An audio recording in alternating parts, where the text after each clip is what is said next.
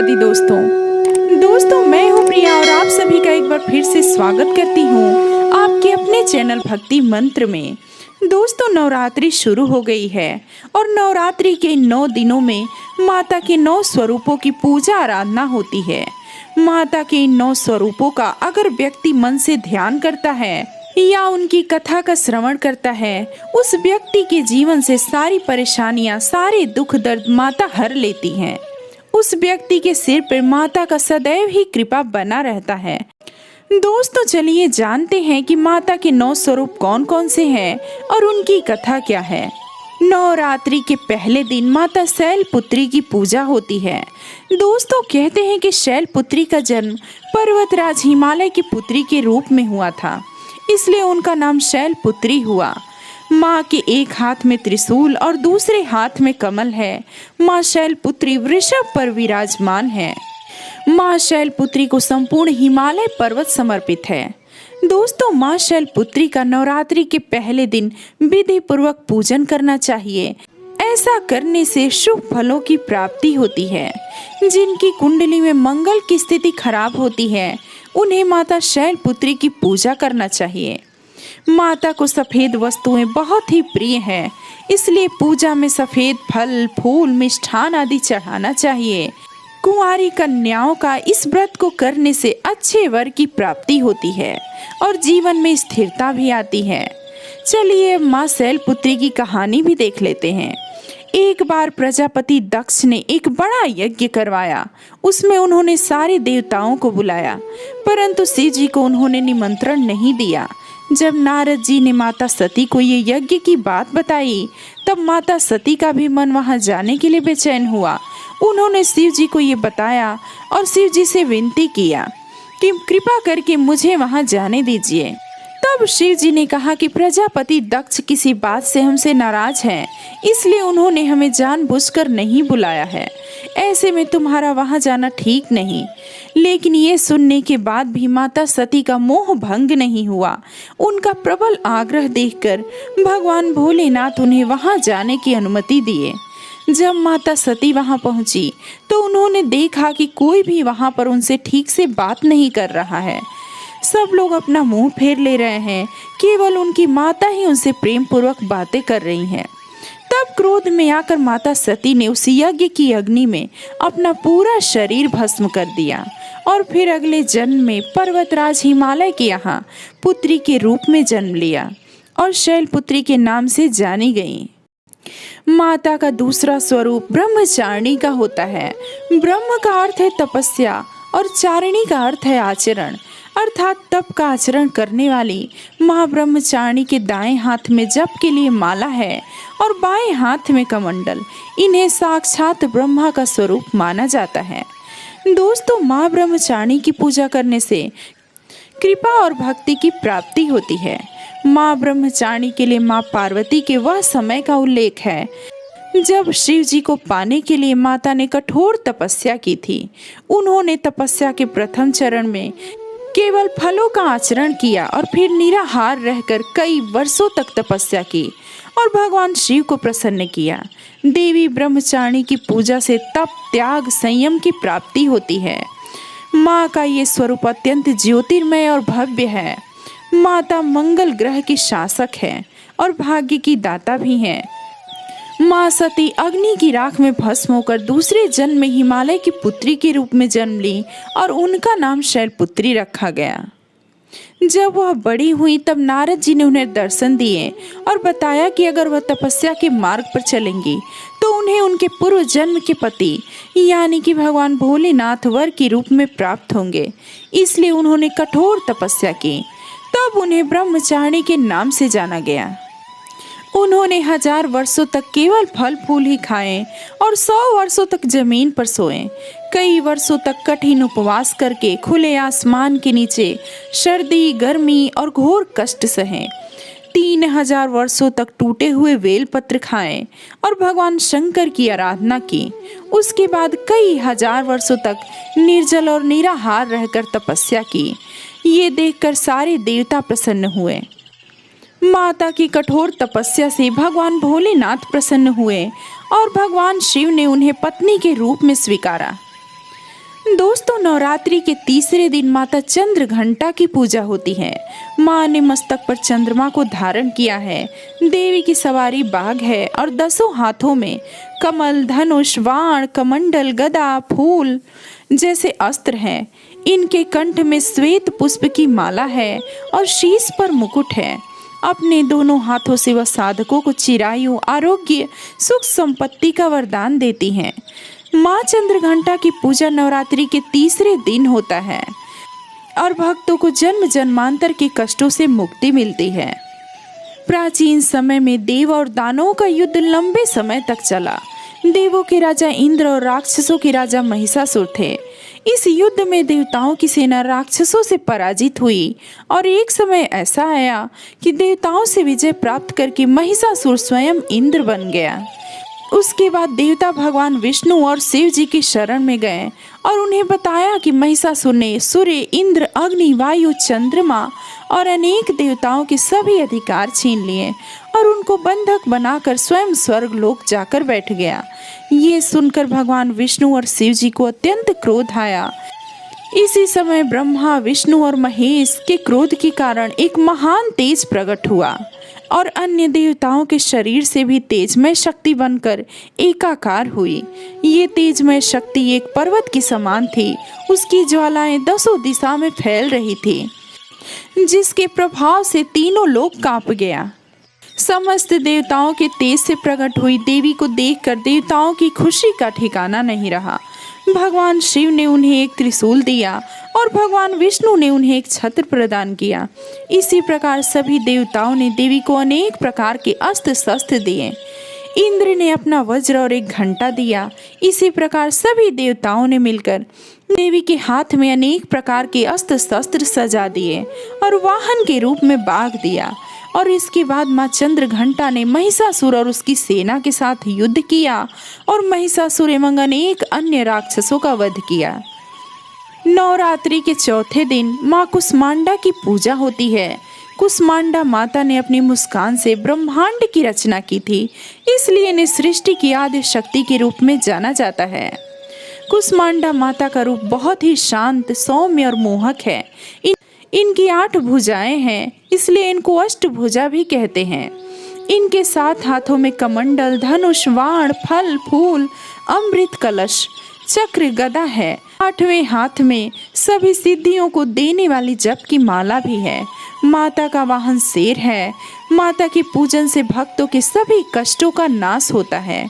माँ कुष्मांडा का नाम का मतलब है एक ऊर्जा का छोटा सा गोला, एक ऐसा पवित्र गोला जिसने एक समस्त ब्रह्मांड की रचना की है। जब यह सृष्टि अंधकार में थी तब एक छोटी सी ऊर्जा के गोले का जन्म हुआ और ये गोला चारों तरफ प्रकाशित होने लगा और फिर उस गोले ने एक नारी का रूप लिया। वह कुष्मांडा माँ के नाम से प्रचलित हुई। इनका स्थान सूर्य मंडल भीतरी लोक में है। सूर्य मंडल में निवास करने की क्षमता और किसी में नहीं है। माता ने सबसे पहले 3 देवियों की रचना की। वह 3 देवियां महालक्ष्मी, महाकाली और महासरस्वती थी। महाकाली के शरीर से एक और नर नारी ने जन्म लिया। नर के 5 सिर और 10 हाथ थे, उनका नाम शिव रखा गया। और नारी का 1 सिर और 4 हाथ थे, उनका नाम उन्होंने सरस्वती रखा। महालक्ष्मी के शरीर से एक नर और नारी का जन्म हुआ। नर के 4 हाथ और 4 सिर थे, उनका नाम ब्रह्मा था और नारी का नाम लक्ष्मी रखा गया। फिर माँ सरस्वती के शरीर से एक नर और एक नारी का जन्म हुआ। नर का 1 सिर और 4 हाथ थे, उनका नाम विष्णु हुआ और नारी का 1 सिर और 4 हाथ थे, उनका नाम शक्ति हुआ। माँ ने भगवान शिव को शक्ति, ब्रह्मा जी को सरस्वती और विष्णु जी को लक्ष्मी पत्नियों के रूप में प्रदान किया। माँ ने अनेक देवी देवताओं की रचना की, इसलिए इन्हें सृष्टि की रचयिता भी कहा जाता है। नवरात्रि के 5वें दिन माता स्कंद माता की पूजा होती है। स्कंद माता नाम 2 शब्दों से मिलकर बना है, स्कंद और माता। स्कंद भगवान कार्तिकेय का दूसरा नाम है। कार्तिकेय भगवान शिव और माता पार्वती के पुत्र हैं, इसलिए स्कंद माता का अर्थ है कार्तिकेय भगवान की माता। ये माता की 4 भुजा है। वह एक हाथ में कार्तिकेय को पकड़े हुए हैं, दूसरे और तीसरे हाथ में कमल है और चौथे हाथ से भक्तों को आशीर्वाद देती हैं। उनका वाहन शेर है और वह कमल पर विराजमान है। स्कंद माता विशुद्ध चक्र की अधिष्ठात्री देवी है। विशुद्ध चक्र हमारे गले के उभरे हुए भाग के ठीक नीचे स्थित होता है। स्कंद माता की पूजा करने से विशुद्ध चक्र जागृत होता है और व्यक्ति को वाणी की सिद्धि प्राप्त होती है। व्यक्ति की आयु बढ़ती है और वह विद्वान बनता है। इनकी पूजा से 16 कलाओं और 16 विभूतियों का ज्ञान होता है। स्कंद माता के बारे में कहा जाता है कि सती जब अग्नि में जलकर भस्म हो गई, उनके बाद शंकर भगवान सांसारिक मामलों से दूर हो गए और कठिन तपस्या में लीन हो गए। उसी समय देवतागण तारकासुर के अत्याचार से परेशान थे। तारकासुर को वरदान था केवल भगवान शिव की संतान उसका वध कर सकती है और बिना सती के संतान हो ही नहीं सकती। इसलिए सारे देवता भगवान विष्णु के पास गए। तब विष्णु जी ने उनसे कहा कि ये सब आप सभी की वजह से हो रहा है। अगर आप राजा दक्ष के यहाँ भगवान शिव जी के साथ गए होते तो सती अपना शरीर कभी नहीं छोड़ती। उसके बाद भगवान विष्णु देवताओं को माता पार्वती के बारे में बताएं, जो सती माता की अवतार है। तब नारद मुनि ने माता पार्वती के पास जाकर उन्हें तपस्या करके भगवान शिव को प्राप्त करने को कहा। माता पार्वती की हजारों वर्षों की तपस्या के बाद भगवान शिव उनसे विवाह किए। उन दोनों की ऊर्जा से एक ज्वलंत बीज पैदा हुआ। उस बीज से 6 मुख वाला कार्तिकेय भगवान ने जन्म लिया और फिर कार्तिकेय ने तारकासुर का वध किया। तभी से स्कंद माता एक सर्वश्रेष्ठ पुत्र कार्तिकेय की माता के रूप में जानी जाती हैं। नवरात्रि के छठे दिन माँ कात्यायनी की पूजा होती है। माँ कात्यायनी की पूजा करने से भक्तों को अर्थ, धर्म, काम और मोक्ष चारों फलों की प्राप्ति होती है। दोस्तों, सभी रोग भय आदि दूर हो जाते हैं। माँ कात्यायनी की कृपा से शादी में आने वाली बाधाएं दूर होती हैं और बृहस्पति शादी के योग भी बनते हैं और इनकी पूजा से वैवाहिक जीवन सुखी रहता है। पुराणों के अनुसार महर्षि कात्यायन ने माँ आदि शक्ति की घोर तपस्या की थी। उनकी तपस्या से प्रसन्न होकर माँ ने उन्हें उनके यहाँ पुत्री के रूप में जन्म लेने का वरदान दिया था। माँ का जन्म महर्षि कात्यायन के आश्रम में हुआ। कहते हैं कि जिस समय महिषासुर का अत्याचार बहुत बढ़ गया था, तब त्रिदेवों के तेज से माँ की उत्पत्ति हुई थी। माँ ने दशमी तिथि के दिन महिषासुर नाम के राक्षस का वध किया। इसके बाद शुंभ निशुंभ ने भी स्वर्ग लोक पर आक्रमण किया और इंद्र का सिंहासन छीन लिया। उनका अत्याचार बढ़ने से माँ ने उनका भी वध किया। व्यक्ति अगर माँ कात्यायनी की पूजा करे और व्रत की कथा का श्रवण करे, माँ उनके शत्रुओं से उनकी रक्षा सदैव करेंगी। नवरात्रि के 7वें दिन माता काल रात्रि की पूजा होती है। काल का अर्थ मृत्यु होता है और रात्रि का अर्थ होता है अंधकार, यानी कि काल रात्रि का अर्थ अंधकार व अज्ञानता की मृत्यु होता है। माँ काल रात्रि दुर्गा का सबसे भयंकर रूप है। काल रात्रि का रूप गहरा है। माँ के गले में विद्युत की माला है और बाल बिखरे हुए हैं। माँ काल रात्रि के 4 हाथ हैं और उनका एक हाथ वर मुद्रा में है, जिसे वह भक्तों को आशीर्वाद देती हैं। दूसरा हाथ अभय मुद्रा में है, जिससे वह भक्तों की रक्षा करती हैं। तीसरा हाथ उन्होंने वज्र पकड़ा है और चौथे हाथ में नुकीला कांटा है। माँ काल रात्रि का वाहन गधा है। माँ की पूजा करने से व्यक्ति अपने क्रोध पर नियंत्रण लाता है। नवरात्रि का 7वां दिन तंत्र विद्या के लिए बेहद ही महत्वपूर्ण माना जाता है। प्राचीन समय में शुंभ निशुंभ दैत्यों ने अपने बल से इंद्र का राज्य छीन लिया था और उनके अत्याचार देवताओं पर बढ़ गए थे। तब वह मदद मांगने के लिए हिमालय पर्वत पर जाकर माता भगवती की स्तुति करने लगे। माँ पार्वती को जब इनके बारे में पता चला, तब उनके शरीर से अंबिका निकली। तो पार्वती ने अंबिका को दैत्यों के संहार के लिए भेजा। युद्ध में शुंभ और निशुंभ ने 2 राक्षसों को चंड और मुंड को भेजा। अंबिका देवी ने चंड और मुंड से लड़ने के लिए काली देवी का निर्माण किया। काली माता ने चंड और मुंड का वध किया, इसलिए वह चामुंडा के नाम से जानी जाती हैं। इसके बाद शुंभ निशुंभ ने रक्त बीज नामक अति पराक्रमी राक्षस को भेजा। उसको ब्रह्मा जी से वरदान था कि जब उसकी एक भी रक्त की बूंद जमीन पर गिरेगी, तब वह दूसरा रक्त बीज बन जाएगा, जिससे उसके जैसा पराक्रमी पैदा हो जाएगा। युद्ध में रक्त बीज का रक्त गिरते ही वहां पे बहुत सारे दानव पैदा हो गए। तब देवताओं का भय और बढ़ गया। उनका भय देखकर अंबिका माँ ने माँ काली से कहा कि हे चामुंडे, अपने रूप को बड़ा करो और रक्त बीज से उत्पन्न हुए सारे महाअसुरों का भक्षण करो। इसके बाद माँ काली ने अपना बड़ा रूप धरा और अपने त्रिशूल से रक्त बीज पर प्रहार किया। तब रक्त बीज के शरीर से जो भी रक्त निकला उसको माँ ने पिया और उसके बाद माँ ने रक्त बीज को वज्र बाण खड्ग से मारा। माँ कालरात्रि दुष्टों का नाश करने वाली हैं और क्रूरता को खत्म करने वाली हैं। नवरात्रि के 8वें दिन माता महागौरी की पूजा होती है। माँ महागौरी की पूजा अर्चना से भक्तों के सारे पाप धुल जाते हैं, सभी कष्ट दूर होते हैं। महागौरी के तेज से ही संपूर्ण विश्व प्रकाशमान होता है। इनकी शक्ति अपरंपार है। इनकी पूजा से सौभाग्य में वृद्धि होती है। माता ने महातपस्या करके गौर वर्ण को प्राप्त किया था, इसलिए इनको महागौरी कहते हैं। माँ के 4 हाथ हैं। इनके दाहिने तरफ के ऊपर वाले हाथ में त्रिशूल है और नीचे वाला हाथ वरदायिनी मुद्रा में है। बाएं तरफ के ऊपर वाले हाथ में अभय मुद्रा धारण की हुई है और नीचे वाले हाथों में डमरू है। माँ का वाहन बैल है। माता पार्वती ने शिव जी के लिए कई सालों तक कठोर तपस्या की थी। जब भगवान शिव उनसे प्रसन्न हुए तब उन्होंने माता को वरदान मांगने के लिए कहा। माता ने वरदान में उन्हें ही मांग लिया। माता के कई सालों तक जंगल में रहने से और भूखे प्यासे रहने से वह काफी दुर्बल और उनका रंग काला पड़ गया था। इसलिए शिव जी ने उन पे कमंडल का जल डालकर उन्हें गौर वर्ण दिया। तब से वह महागौरी के नाम से जानी गई।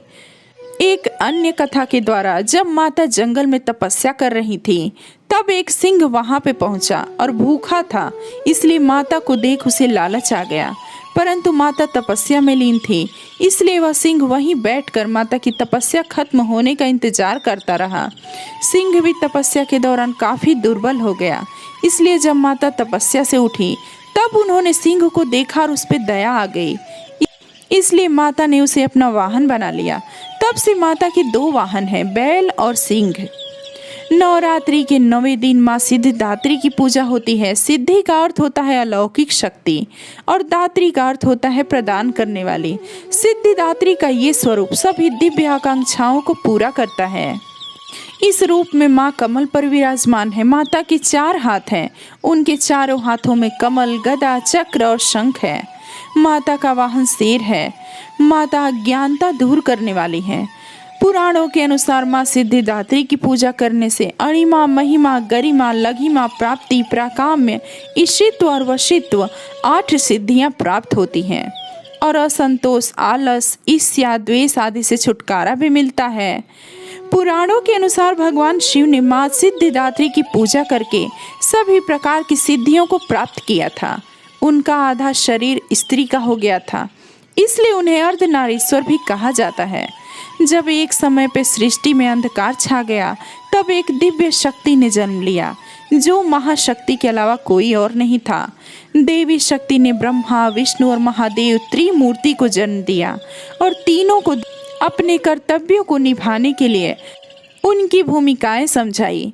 उनके कहे अनुसार त्रिदेव एक महासागर के किनारे बैठ गए और कई वर्षों तक तपस्या की।